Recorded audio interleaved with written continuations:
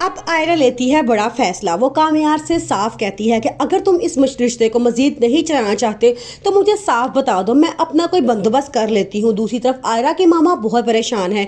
वो उसके पापा को बार बार मनाने की कोशिश करती हैं कि मुझे आयरा बहुत परेशान लग रही है, हम उसके माँ बाप हैं, हम उसे इस तरह अकेला नहीं छोड़ सकते। जबकि उसके पापा का कहना ये होता है कि बाज़ औलादें ऐसे जख्म की तरह होती हैं जो हमारे जिस्म पे तो मौजूद होती हैं, लेकिन हम उनका कोई हल या इलाज नहीं कर सकते। आयरा अपनी दोस्त से कहती है कामयार मुझे माफ़ करना चाहता है, वो मेरे साथ रहना चाहता है, लेकिन मुझे माफ़ नहीं कर सकता और ना ही वो मेरे साथ रह सकता है।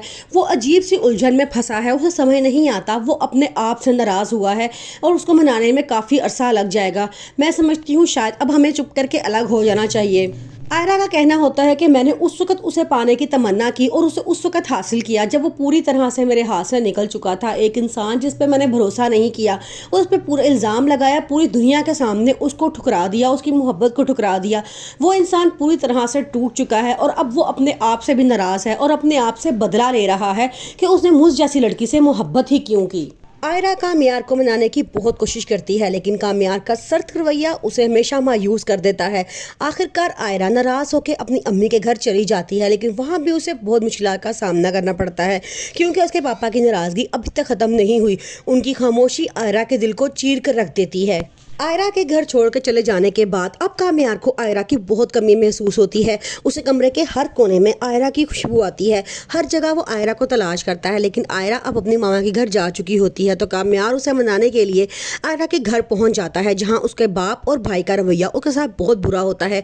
कामयार आयरा से बार बार कहता है कि तुम मेरे साथ चलो, लेकिन आयरा उसके साथ चलने के लिए अब बिल्कुल भी तैयार नहीं है और कहती है कि अगर तुम अपने आप को बदलने का वादा करते हो तो तुम्हें मैं तुम्हारे साथ चलूंगी, वरना तुम मुझे यहीं रहने दो।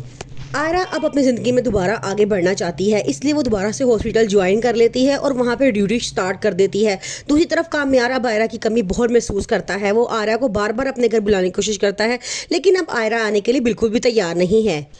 कामयार का रोज़ नशे की हालत में घर आना और ऊपर से उसकी मामा की तंज भरी बातें आयरा को अंदर ही अंदर तोड़ रही हैं, लेकिन आज की रात सब कुछ बदलने वाला है। लेकिन इससे पहले अगर आपने मेरे चैनल को सब्सक्राइब नहीं किया तो जल्दी से मेरे चैनल को सब्सक्राइब कर दें और बेल आइकन को प्रेस कर दें ताकि मेरी आने वाली हर नई वीडियो आपको मिल सके। आयरा ने अपने माँ बाप को नाराज़ करके सिर्फ कामयार की खातिर इस घर में कदम रखा था, उसकी मोहब्बत पे यकीन करते हुए शादी की, सब कुछ छोड़ दिया, सब कुछ अपना उसके ऊपर वार दिया। लेकिन जिस घर को उसने अपना समझा था वही घर उसके लिए सबसे बड़े इम्तिहान की वजह बन गया है। कामरान बदलने वालों में से नहीं है क्योंकि उसका दिल बहुत बुरी तरह से टूट चुका है और इस टूटे हुए दिल का बोझ सबसे ज़्यादा आयरा पे पड़ रहा है। आने वाले एपिसोड्स में आप देखेंगे कि एक लड़की की खामोशी किस तरह उसके अंदर के दर्द को छुपा रही होती है और कैसे कामयार की नाकामियां, उसका नशा और उसका गुस्सा इस रिश्ते को आहिस्ता आहिस्ता तबाही की तरफ लेकर जा रहे हैं। अब देखना ये होगा कि आयरा किस तरह कामयार को दोबारा मनाने में कामयाब हो जाती है और उसको एक अच्छा इंसान बनाने में किस तरह उसकी मदद करती है। आयरा की ज़िंदगी का सबसे मुश्किल मोड़ दिखाया जाएगा। दुल्हन बन के जब वो कामयार के घर आती है तो उसका ख्वाब होता है कि सब उसे प्यार इज्जत से अपनाएं।